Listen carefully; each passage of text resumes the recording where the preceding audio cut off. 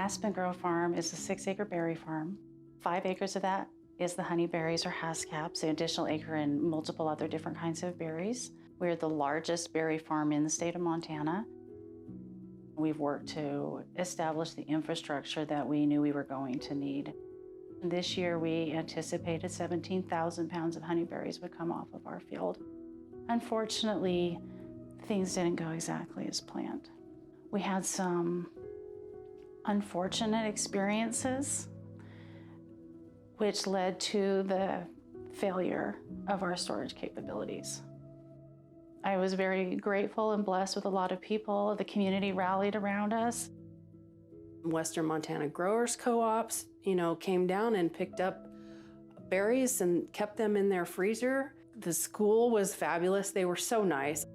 So we had like 10 to 12 boxes at one friend's house. I think Cliff Reed Trucking even had a box of berries in their freezer. I had some in my freezer. We took some to the kitchen, and then of course the church.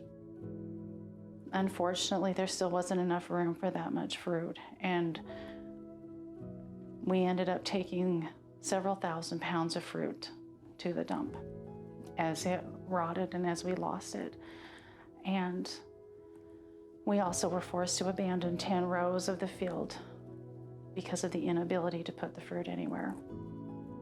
Because we are a young farm, because this was our first harvest year, we don't have the funds or the means to absorb such a substantial loss.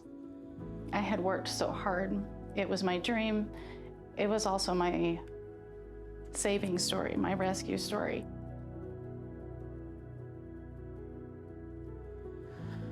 I was born and raised in a polygamist, fundamentalist Mormon cult. It is the only thing that I ever knew. I had always wanted to be a farmer.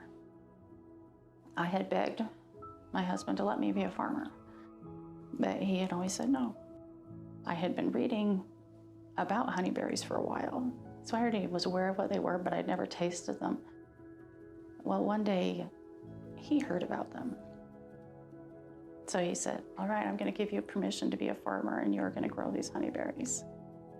So I started researching everything that I could. I started taking classes through the local extension office, and I was invited to go to the field day at the Western Ag Research Center where they were experimenting with honeyberries.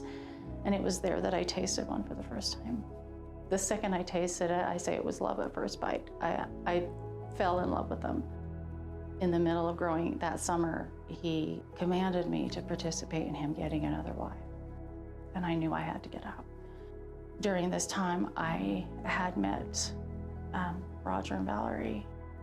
My then husband, he started trying to take the farm from me. And I called Valerie, who I didn't really know that well yet, and I said, he's taking everything from me.